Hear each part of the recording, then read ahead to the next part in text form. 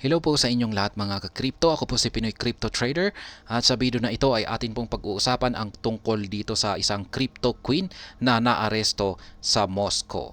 Yan, kung si SBF, si Sam Bankman-Fried. Ayan, siya po ang tinaguri ang Crypto King. Ay meron naman po tayong Crypto Queen dito. Siya po ay mula sa bansang Russia. Ayan, at sabi dito ay naaresto na po siya sa Moscow. At yan, atin pong alamin kung ano yung pangyayaring naganap dito. Pero bago po tayo magpatuloy, ay nais ko po munang bigyang linaw ang aking disclaimer kung saan ang nilalaman po ng video na ito ay hindi po ito isang financial advice. For education and informational purposes lamang po ang layunin nito. Maliban po dito ay nais ko na rin pong magbigay babala na wala pong kahit anumang group chat ang Pinoy Crypto Trader. Ayan po siya ang Russian na crypto queen. Ayan, parang ginagamit niya lang yung kanyang pera na pamunas sa kanyang pawis sa kanyang noo. Ayan, ganyan po siya. Ayan, ganyan na rin yung kanyang suot dito. May mga tatak, mga logo ng mga cryptocurrency.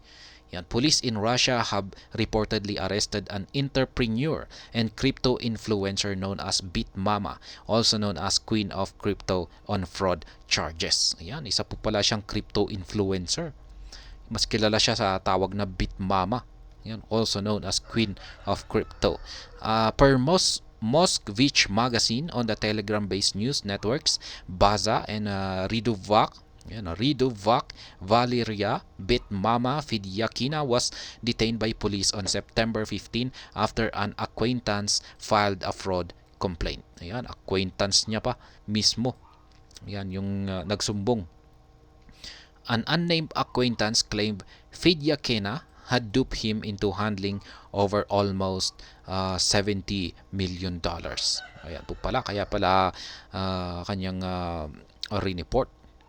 Police reported believed that the other individuals also invested their money with Fidyakina but suspected that she was in fact operating a financial pyramid. Yan po pala yung kanyang technique or ginagamit na strategy sa panloloko, isang financial pyramid scheme. When the allegations came to light, the media outlets reported Fidyakina allegedly attempted to escape with her investors' fund. Ayan, binalak pa niyang tumakas.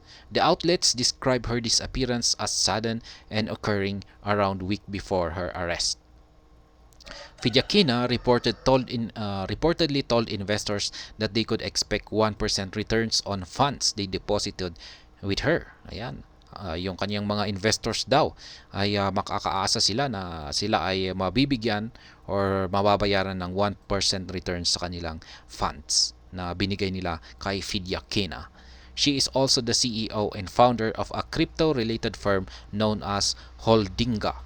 Ayan, siya na rin pala ang CEO at saka founder nito, Holdinga. Kaya isa siyang magaling na kaya pala tinawag siyang crypto queen.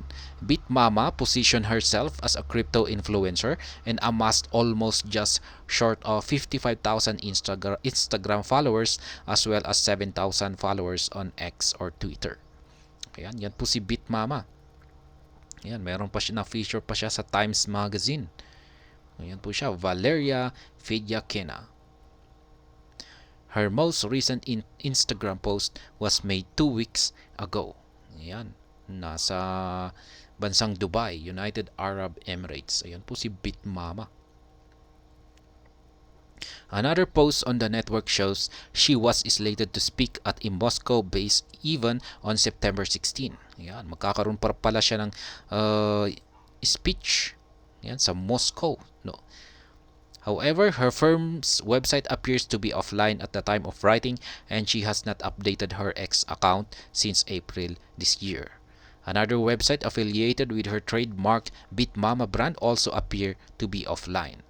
Ayan, yung mga lahat ng mga konektado sa kanya ng mga medias, mga form of or mga connections sa kanya ay mukhang nag-offline po lahat. The media outlets reported that Fidyakina was 6 months pregnant. Ayan, buntis pa pala siya at the time of her arrest. Ayan, and it stated that she could face up to 10 years if convicted. Ayan, nako. Kawawa naman siya. buntis pa siya, tapos ayan, pwede siyang makulong ng 10 years. Pero sa tingin ko mayaman naman siya, kaya niya sigurong makapag-bail. Police reportedly decided to arrest Fidyakina as they thought she posed a flight risk. She is being held in pre-trial detention center awaiting a court hearing.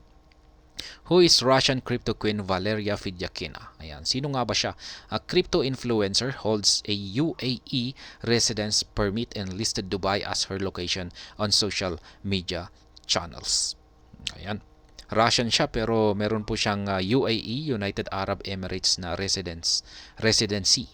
Fidyakina was named as one of the 10 innovative and driven woman entrepreneurs to follow in 2023 in a listicle published by the International Business Times earlier this year. Ayan, meron pa pala siyang parangal. Ayan. She was also featured in English language media outlets such as the Arabian Post. Ayan, dami po niyang mga awards. Fidyakina had previously spoken of crypto sanctions, evading potential for Russians, and reportedly worked with a range of wealthy clients. Ayan, mayayaman yung kanyang mga clients. Moskvich magazine wrote that she had been working with crypto exchanges for a long time and noted she usually receives cash from clients and withdraws funds abroad for a fee. Ayan, matagal na pala siyang siya ay matagal na. Ayan, working on crypto exchanges ayan po siya sa Dubai. Fidyakina claimed she had an extensive connection with businesses and state-run corporations. The same media outlet wrote that Bitmama's daily turnover was in the tens of millions of dollars. Earlier this month, police officers in the Russian Far East arrested a crypto miner believed to have caused a large-scale damage by illegally connecting rigs directly to a local power grid. Ayan. Iba na naman po itong insidente na ito, crypto miner na nagkonekta ng kanyang mining rigs sa local power grid. At ayan ang tungkol dito sa balitang ito kay Crypto Queen na si Bitmama. Ayan. Nakakalungkot po at buntis pala siya. Ayan, 6 months pregnant siya. Kumbaga siya ay manganganak, kung siya ay nakulong ng 10 years, ayan, manganganak po siya sa loob ng kulungan. Kawawa naman po yung bata. Ayan, pero siguro naman ay baka pwedeng pagbigyan nila ng ilang buwan para manganak muna siya dito sa labas bago po siya pumasok sa kulungan. At ayun, hanggang dito na lamang po tayo sa video na ito. Sana po ay inyong nagustuhan ang aking paliwanag dito. Kung inyo po itong nagustuhan ay pakiclick lamang po ang like button nito. Para naman po sa mga bago lamang dito, kayo po ay aking inaanyayahan para mag-subscribe. Pakiclick na rin po ang bell icon nito dahil ito po ang siyang magsisilbing notification nito sa mga bago kong videos na akin pong ina-upload sa aking YouTube channel na ito. Marami pong salamat sa panonood. Ingat po tayo lagi at God bless po sa ating lahat.